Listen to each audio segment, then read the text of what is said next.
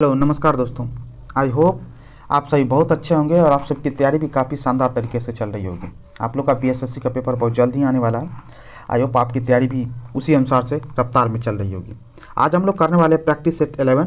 ठीक है, सेट 11 करने वाले हैं। इससे पहले हमने 10 सेट ऑलरेडी अपलोड कर चुका है, चैनल पर कर चुके हैं। जिन लोगों ने नहीं देखा वो जाके चैनल पर एक बार जरूर जाके विजिट कर लें। ठीक है, चलिए आज हम करने वाले 11 सेट को और उसी तरीके से करेंगे जिस तरीके से इनको कर रहे हैं। ठीक है, और सेट को हम कोशिश करेंगे कि जितना भी हो सके ज़्यादा से ज़्यादा एक वीडियो में, मतलब एक क्वेश्चन का 3 से 4 तरीके उससे रिलेटेड जितने भी क्वेश्चन बन सकते हैं उनका भी हम आपको आंसर देते चले, और सभी वीडियो में हमने ऐसा ही किया। तो इसीलिए आई होप इस वीडियो को भी आप उसी तरीके से लाइक करेंगे, कमेंट करेंगे, शेयर करेंगे और चैनल को सब्सक्राइब करेंगे। चलिए हम चलते हैं सेट पे। उस स्थान का नाम बताइए जहाँ ईसा मसीह का जन्म हुआ था। क्या पूछ रहा है? ईसा मसीह का जन्म हुआ था। सबसे पहली बात तो ईसा मसीह को ही हम लोग बोलते हैं जीसस क्राइस्ट, और जीसस और या जीसस क्राइस्ट ईसा मसीह को ही हम लोग बोलते हैं। इनका जन्म हुआ कहाँ? तो ऑप्शन के हिसाब से कौन है? बेथलहम। कहाँ पे ये है? बेथलहम। अब जन्म कब हुआ था ईसा मसीह? तो यहाँ पे आ गया। तो जन्म हुआ था, संभवतः बोला जाता है ऐसा 6 ईस्वी पूर्व में। समझे बात को? 6 ईस्वी पूर्व में। और मृत्यु इनकी कब हो गई थी? 30 से 36 ईस्वी पूर्व में, ऐसा बोला जाता है। इसका कोई प्रॉपर डाटा नहीं है, ठीक है, लेकिन ऐसा अनुमान बोला जाता है। ठीक है, दूसरी बात, ये जन्म ईसा मसीह का बेथलहम है कहाँ पे? बेथलहम है कहाँ पे? इजराइल में। इजराइल के कौन से सा? यरूशलेम में। इजराइल की राजधानी कहाँ? यरूशलेम। यरूशलेम में है। यरूशलेम से 10 किलोमीटर दूरी पे है सेंट्रल वेस्ट बैंक। कौन सा? आप लोग नाम भी सुनेंगे, बहुत ज़्यादा चर्चा में रहता है सेंट्रल वेस्ट बैंक। ये चर्चा में रहने का कारण है यहाँ पे 3 धर्मों का जो है, यहाँ पे 3 धर्मों का, एक तरीके से बोलिए तो 3 धर्मों का एक जगह इसका सिंबल है। तो यहाँ भी काफ़ी चर्चा में बना रहता है। तो याद रखिएगा, ईसा मसीह का जन्म स्थान कहाँ होता है? बेथलहम में। बेथलहम कहाँ पे है? तो इजराइल के यरूशलेम में, सेंट्रल वेस्ट बैंक के पास। ठीक है, चलिए। जर्नी टू द क्या है? Journey to the centre of the earth के लेखक कौन है? Journey to the centre of the earth के लेखक है जूलियस वर्ने। कौन है? Julius Verne. ठीक है, जूलियस वर्ने कौन थे? सबसे पहली बात, इनकी किताब कब आई थी? सबसे पहले जूलियस वर्ने थे कौन? ये अर्थशास्त्री थे। ठीक है, और इन्होंने journey to the centre of the earth की पुस्तक लिखी थी कब? 1864 ईस्वी में। कब लिखे थे ये? 1864 ईस्वी में पुस्तक लिखे थे। ठीक है, फ्रेंच में लिखे थे, और इसका इंग्लिश में अनुवाद हुआ था कब? 1874 ईस्वी में। याद रखिएगा इनको। ठीक है, चलिए। ऑस्कर पुरस्कार जीतने वाले प्रथम भारतीय व्यक्ति का नाम पूछ रहा। प्रथम भारतीय व्यक्ति जो ऑस्कर पुरस्कार जीते थे, इसमें कौन? भानु अथैया जीते थे। कौन? भानु अथैया जीता था। तो भानु अथैया जीती थी ऑस्कर पुरस्कार। तो यहाँ पे शब्द आया कौन? ऑस्कर पुरस्कार। तो ऑस्कर पुरस्कार स्टार्ट कब से हुआ है? तो 1929 ईस्वी से। याद रखिएगा, 1929 ईस्वी से ऑस्कर पुरस्कार स्टार्ट हुआ है। ठीक है, और सबसे पहली बात, इसमें भानु अथैया को किस क्षेत्र में मिला था? मतलब हर कैटेगरी होता है ना, कैटेगरी में किस कैटेगरी में मिला था भानु अथैया? तो पोशाक डिजाइनिंग, जिसको बोलते हैं आप लोग कॉस्ट्यूम डिजाइनिंग। कॉस्ट्यूम डिजाइनिंग के लिए मिला था भानु अथैया को। किस फिल्म के लिए मिला था? तो फिल्म था गांधी। कौन सी फिल्म थी? गांधी। गांधी फिल्म के लिए मिला था भानु अथैया को। कब मिला था? 1983 ईस्वी में। 1983 ईस्वी में। कभी कभी पूछ लेता है कौन सा क्या बोलते हैं ऑस्कर पुरस्कार था ये? तो 55वां अकादमी पुरस्कार था ये, 55वां। ठीक है, तो 1983 ईस्वी में मिला था गांधी फिल्म के लिए। गांधी फिल्म के डायरेक्टर कौन थे? तो गांधी फिल्म के डायरेक्टर थे रिचर्ड एटनबरो। कौन थे? Richard Attenborough. इतना जरूर याद रखिएगा, ऑस्कर पुरस्कार से जुड़ा हुआ, जिसमें भानु थे, मतलब भारत से रिलेटेड। विश्व का सबसे लंबा रेलवे प्लेटफॉर्म कौन सा?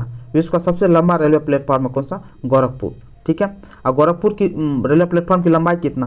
1366। याद रखिएगा, 1366.33 मीटर। ये बात याद रखिएगा। ठीक है, चलिए।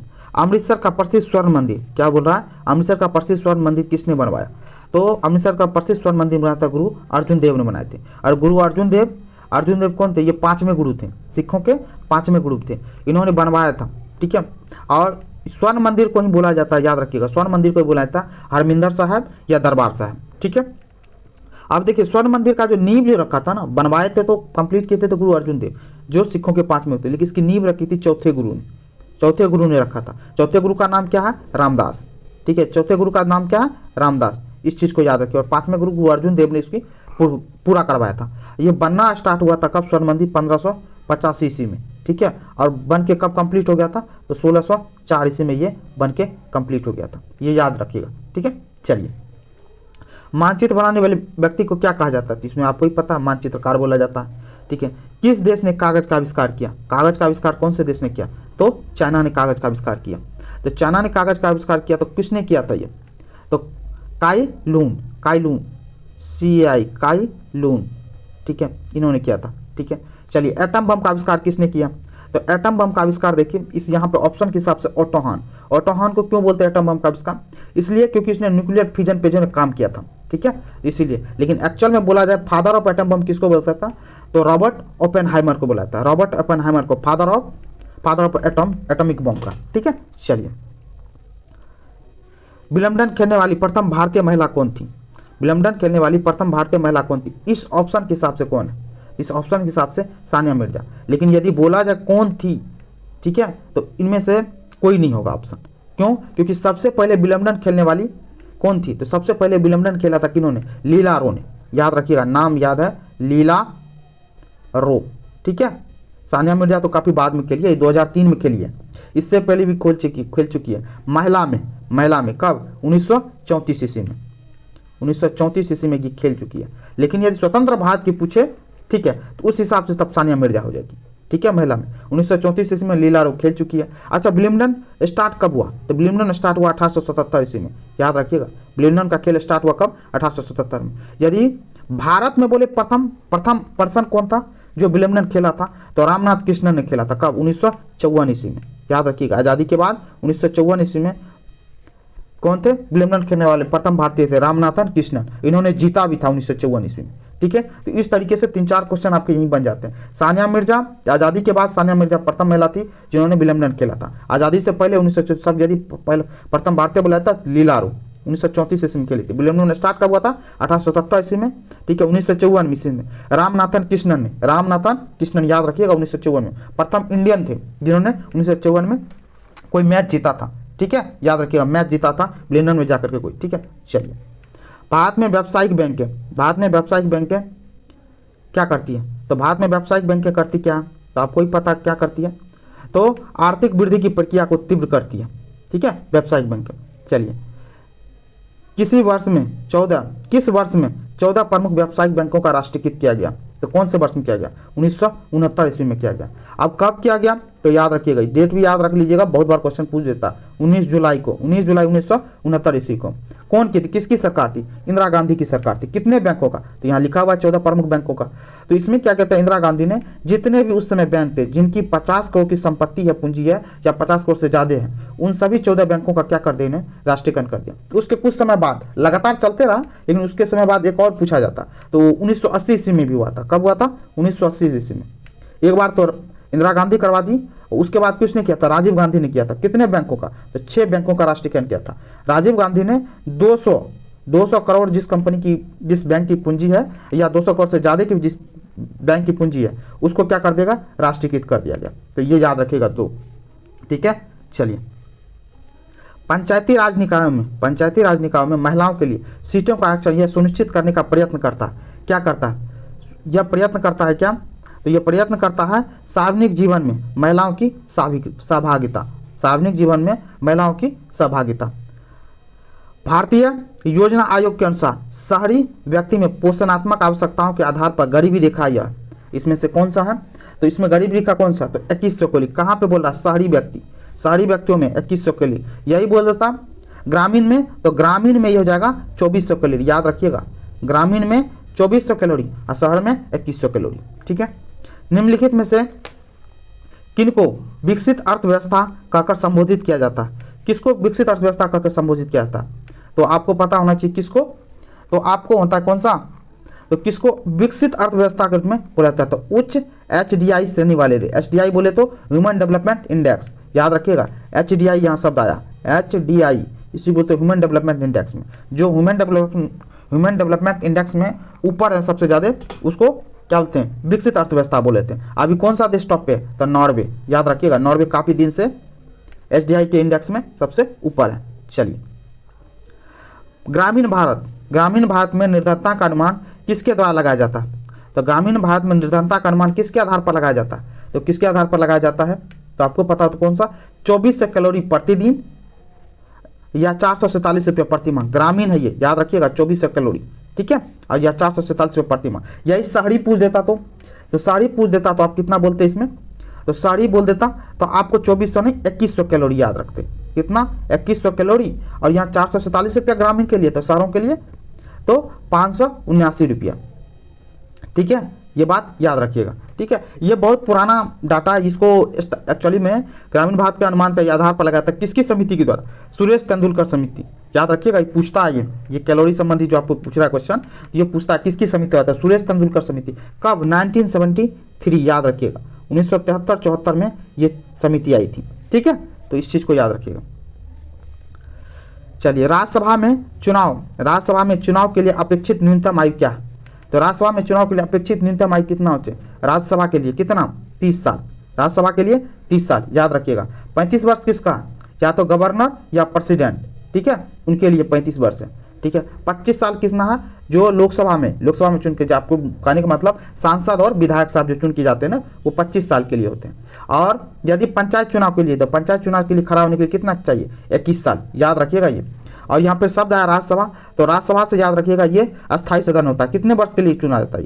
6 वर्ष के लिए चुना जाता है, और ये अस्थायी सदन होता है, कभी भंग नहीं होता ये, इस चीज़ को प्रॉपर। और राज्यसभा का 1/3 सदस्य कितने? प्रत्येक 2 वर्ष में क्या हो जाते हैं?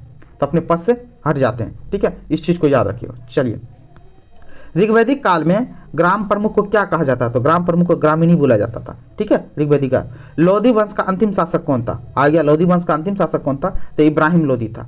अब इब्राहिम लोधी, इसको हटाया कौन था? ये लोधी वंश दिल्ली सल्तनत का अंतिम राजवंश था। ठीक है, और दिल्ली सल्तनत का ये स्टार्ट कब होता? दिल्ली सल्तनत चला था 1206 से लेकर के 1526 ईस्वी तक चला था। कुतुबुद्दीन ऐबक ने स्टार्ट किया था स्लेव डायनेस्टी से दिल्ली सल्तनत, और 1526 ईस्वी में लोधी डायनेस्टी का अंतिम राज इब्राहिम लोधी को बाबर ने 1526 ईस्वी में, ठीक है, हरा के, याद रखिए डेट भी कभी पूछ देता है, कब? 21 अप्रैल 1526 ईस्वी को। ठीक है, हटा कर यहाँ पे कौन सा? मुगल डायनेस्टी की स्थापना कर दिया था। चलिए, यूरोप में किसी अन्य भविष्य की क्रांति को रोकने के लिए किया गया युद्धोत्तर चतुराष्ट्र सहसंबंध किसके द्वारा किया गया था? तो किसके द्वारा? इट्टो वान बिस्मार्क के द्वारा किया गया था। अब ये देखिए, बिस्मार्क शब्द आया, इट्टो वान बिस्मार्क, ये कौन थे?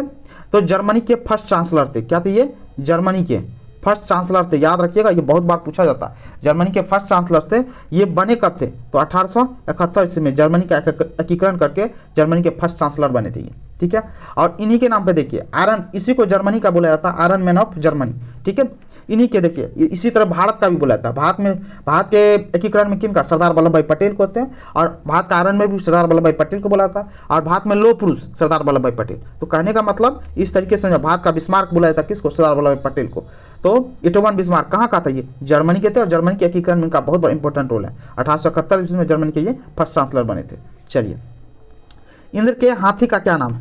इंद्र के हाथी का नाम क्या है? ऐरावत है। ठीक है, चलिए, जार निकोलस द्वितीय की पत्नी अलेक्जेंड्रा किस मठवासी की वसुभूत थी? किसने? रासपुतीन की। ठीक है, चलिए, भारत में आरटीआई क्या है? आरटीआई अधिनियम कब लागू हुआ? तो कब लागू हुआ? तो भारत में आरटीआई नियम कब लागू हुआ? तो 12 अक्टूबर 2005 को लागू हुआ। कब हुआ? 12 अक्टूबर 2005 को। आरटीआई शब्द आता है, आरटीआई का फुल फॉर्म क्या होता है? क्वेश्चन पूछा जाता है, राइट टू इन्फॉर्मेशन, याद रखिएगा। मानव अधिकारों की विश्वव्यापी घोषणा पर कब हस्ताक्षर हुआ? तो कब हस्ताक्षर हुआ? तो 10 दिसंबर 1948 को हस्ताक्षर हुआ। इसीलिए 10 दिसंबर को हम लोग मनाते हैं क्या? ह्यूमन राइट्स डे 10 दिसंबर को मनाते हैं। ठीक है, नीति आयोग का अध्यक्ष चेयरमैन कौन होता है? तो नीति आयोग का अध्यक्ष होता है भारत के प्रधानमंत्री होते हैं। ठीक है, अब शब्द है नीति आयोग, NITI। ठीक है, नीति। ठीक है, इसका फुल फॉर्म क्या होता है? National institution for transforming India, याद रखिएगा, national institution for transforming India full form. ठीक है, स्थापना कब हुई थी? तो 1 जनवरी 2015 को। ठीक है, 1 जनवरी 2015 को हुआ था, योजना आयोग को हटा करके। ठीक है, चलिए, भारत के प्रमुख मृदा प्रकारों का कोटि क्रम उनके क्षेत्र विस्तार के आधार पर बदलाना। ठीक है, तो ऑप्शन में दिया हुआ है, अब बताइए ऑप्शन देखिए कौन सा आंसर होगा। ठीक है, तो ऑप्शन होगा कौन सा? सबसे पहले भारत में सबसे ज्यादा मिट्टी पाई जाती है कौन सी? जलोढ़, लाल मिट्टी, काली मिट्टी, उसके बाद लेटेराइट मिट्टी। जलोढ़ मिट्टी का एरिया कितना भारत में? 43%। टोटल भूमि का 43% हमारे देश में जलोढ़ मिट्टी है। लाल मिट्टी कितनी है? तो 18.5%। ठीक है, 18.5%, और काली मिट्टी 15%। उसके बाद है लेटेराइट मिट्टी। तो कौन सा आंसर हो गया? ऑप्शन सी हो गया। भारत में कौन सा परमाणु शक्ति स्टेशन पूरी तरह से देशज रूप से बनाया गया, मतलब देश भारतीयों के द्वारा बनाया हुआ पहला परमाणु शक्ति स्टेशन कौन है? कलपक्कम। और कलपक्कम पूछा जाता है, कलपक्कम कहाँ परमाणु मतलब किस स्टेट से बिलोंग करता है? तो कलपक्कम तमिलनाडु से बिलोंग करता है। ठीक है, चलिए। जब कोई चर्म उद्योग अपने अपशिष्ट को नदी में बहाकर जल प्रदूषण पैदा करता है तो स्वास्थ्य जोखिमों पर लगने वाली लागत को क्या कहते हैं? तो सामाजिक लागत बोलते हैं। ठीक है, चलिए। किसने कहा था संसदीय लोकतंत्र का अर्थ है एक व्यक्ति और एक मत? Doctor B are Ambedkar ji. ठीक है। श्रम विभाजन की धारणा का समर्थन किसने किया था? श्रम विभाजन की धारणा का समर्थन किया था कौन? स्मिथ ने किया था। और स्मिथ को ही बोला जाता है क्या? स्मिथ को क्या बोला जाता है? अर्थशास्त्र के पिता बोले जाते हैं। तो याद रखिएगा, अर्थशास्त्र के पिता भी बोले जाते हैं स्मिथ को। ठीक है। निम्न में से कौन सा मांग का प्रत्यक्ष निर्धारक नहीं है? तो कौन नहीं है? तो बचत। ठीक है। कौन सा अनुच्छेद संसद को राज्य सूची के विषयों पर कानून बनाने का अधिकार देता है? कौन सा? तो अनुच्छेद 200 आर्टिकल 249। संविधान का कौन सा भाग नागरिकता के प्रावधानों से संबंधित है? तो नागरिकता के प्रावधानों से कौन सा भाग है? तो भाग 2। ठीक है। तो भाग 2 आर्टिकल कब से कितना तक? 5 से 11, याद रखिएगा, 5 से 11। ठीक है। भाग 3 क्या है? तो भाग 3 क्या है? तो मूलभूत अधिकार के लिए, तो 1235 के बीच में ही है। ठीक है। भाग 4 नीति निर्देशक तत्व 36 से 51। ठीक है। और भाग 5 किस चीज के लिए? तो भाग 5 संघ से जुड़ा हुआ, तो 52 से 151। चलिए, तो इसका आंसर क्या होगा? 1। भाग 2। ठीक है, चलिए। लोकतंत्र विकेंद्रीकरण का आशय क्या? स्थानीय सरकार होनी चाहिए। निम्न में से कौन सा हड़प्पा व्यापार केंद्र था? हड़प्पा का व्यापार केंद्र कौन था? लोथल कहाँ है? गुजरात में। ये याद रखिएगा, लोथल गुजरात में। ठीक है। कालीबंगा घग्गर नदी किनारे में है, राजस्थान में है। समझे बात? तो सुरकोटदा कच्छ, ये भी गुजरात में। रोपर कहाँ? पंजाब। समझे? पंजाब में। चलिए। राजनीति के निर्देशक सिद्धांतों में से कौन सा गांधीवादी दर्शन पर आधारित था? तो क्या? ग्राम पंचायतों का आयोजन। ठीक है। भारत में आधारित लोकतंत्र निम्न में से कौन सुनिश्चित करता? इसमें कौन करता है? लोकतंत्र सुनिश्चित करता है। तो कौन करता है? तो आपको क्या करता है? पंचायती राज। ठीक है। जब्ती प्रणाली के अंतर्गत वास्तविक उत्पादक का कितना अंश राज्य की मांग के रूप में निर्धारित किया गया था? तो कितना? 1/3। निम्न में से किसने भारत में फ्रेंच शक्ति को समाप्त कर दिया? फ्रेंच शक्ति को कौन समाप्त कर दिया था? तो इसमें कौन सा होगा आंसर? वांडीवास की लड़ाई।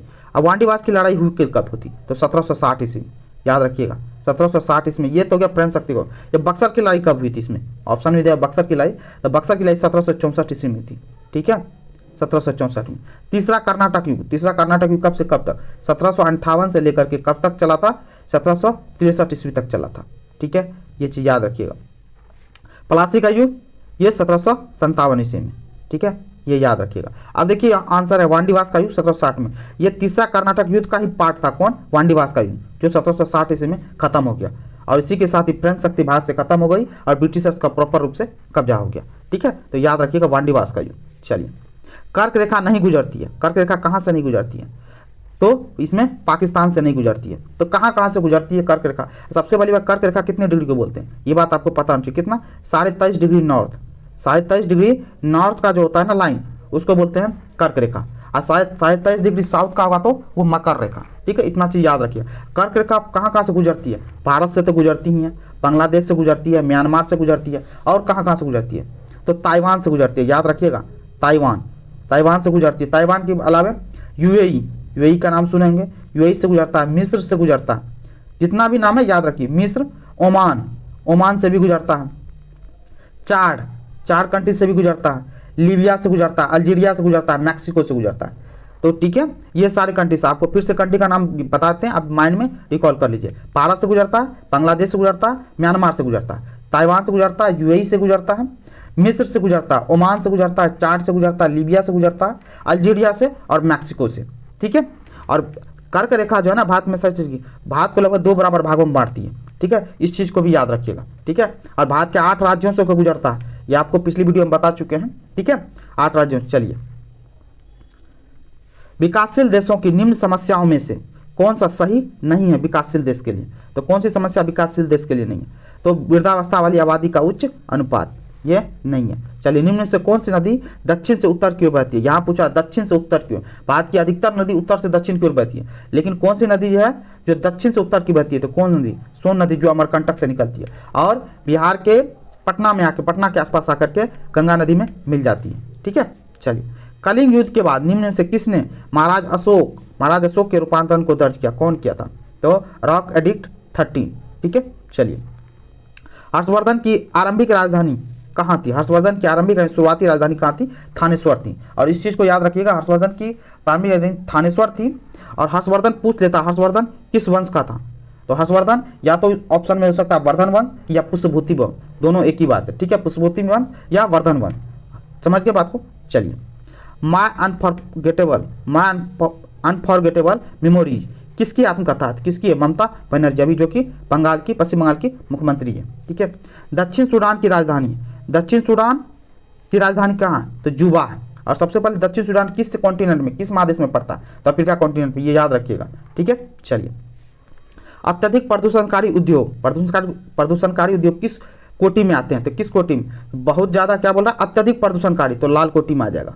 यदि मध्यम कोटि का होगा, कहने का मतलब है मध्यम प्रदूषणकारी होगा तो उसमें नारंगी सिंबल आएगा। ठीक है, और जो हद से ज़्यादा होगा, कहने का मतलब है तो उसके लिए लाल, मीडियम के लिए नारंगी, और जो बहुत कम, नाम मात्र का मतलब ना के बराबर पॉल्यूशन करता है उसको हरा कोटि बोलते हैं। तो कहने का मतलब है प्रदूषण को 3 कैटेगरी में बांटा गया। एक लाल, कहने का मतलब लाल, नारंगी और हरा में। ठीक है, लाल में जहाँ अत्यधिक प्रदूषण होगा, जो मीडियम टाइप का प्रदूषण करता है तो उसको नारंगी कोटि का, और जो बहुत कम ना के बराबर करता है उसको हरा कोटि का बोलते हैं। ठीक है, चलिए, ऑस्ट्रेलिया में प्रबंधन हरिकेन का एक अन्य नाम क्या? ऑस्ट्रेलिया में हरिकेन को क्या बोला जाता है? तो विली विली बोला जाता है। ऑस्ट्रेलिया में क्या बोला जाता है? तो विली विली बोला जाता है, इस चीज़ को याद रखिएगा। और टाइफून कहाँ बोला जाता है? तो दक्षिण चीन सागर में टाइफून बोला जाता है। ठीक है, दक्षिण चीन सागर में। चक्रवात बोला जाता है हिंद महासागर, हमारे देश के आसपास जो कंट्री है ना वो चक्रवात बोलते हैं। ठीक है, तो इस चीज़ को याद रखिएगा। हरिकेन किसको बोला जाता है? हरिकेन, यहाँ जो शब्द दिया हरिकेन कहाँ बोला जाता है? तो हरिकेन बोला जाता है मैक्सिको द्वीप समूह के आसपास, या बोले तो कैरिबियन द्वीप के आसपास। ठीक है, चलिए, व्यर्थ भूमि के अंतर्गत अधिकतम क्षेत्र वाला राज्य। व्यर्थ भूमि मतलब जिस भूमि का इस्तेमाल कम से बहुत, कौन सा राज्य जहाँ पे भूमि का इस्तेमाल जो है ना कम से कम हो रहा है? तो कहाँ पे? तो जम्मू एंड कश्मीर में। कितना परसेंट? लगभग 69% है। ठीक है, मतलब 1 है या कोई मतलब जमीन वैसे पड़ी हुई है जिसका कोई काम नहीं हो पा रहा है। ठीक है, तो जम्मू एंड कश्मीर। करगम कहाँ का लोक नृत्य है? तो करगम कहाँ का लोक नृत्य है? तो करगम लोक नृत्य कहाँ का? तो यदि पता हो तो करगम कहाँ का लोक नृत्य है? तो करगम तमिलनाडु का लोक नृत्य है। करगम तमिलनाडु का लोक नृत्य। ठीक है, और निम्न व्याख्यात खिलाड़ियों में से राजीव गांधी खेल रत्न पुरस्कार पाने वाला पहला व्यक्ति कौन था? तो कौन था? विश्वनाथ आनंद थे, विश्वनाथ आनंद। ठीक है, ये चेस प्लेयर है। ठीक है, ये इसको कब मिला था? 1991-92 में। ठीक है, याद रखिएगा, 1992 या 91 इस दौर में मिला था विश्वनाथ आनंद को प्रथम राजीव गांधी खेल रत्न पुरस्कार। अब राजीव गांधी खेल रत्न पुरस्कार का नाम बदल दिएगा, तो अब क्या है? मेजर ध्यानचंद खेल रत्न पुरस्कार। तो इस चीज़ को प्रॉपर याद रखिएगा। ये टोटल थे 50 MCQ। ठीक है, आई होप ये वीडियो पसंद आया होगा तो कृपया करके लाइक करें, कमेंट करें, शेयर करें और चैनल को सब्सक्राइब जरूर से जरूर कर लें, क्योंकि आपको ही पता है एक वीडियो बनाने में अच्छी खासी मेहनत लगती है और आपके लिए हम पूरी जी तोड़ कोशिश करते हैं। और आपका लाइक, कमेंट और शेयर और सब्सक्राइब ही हमें मोटिवेट करता है और अच्छे से अच्छे तरीके से वीडियो बनाने के लिए। Thank you so much.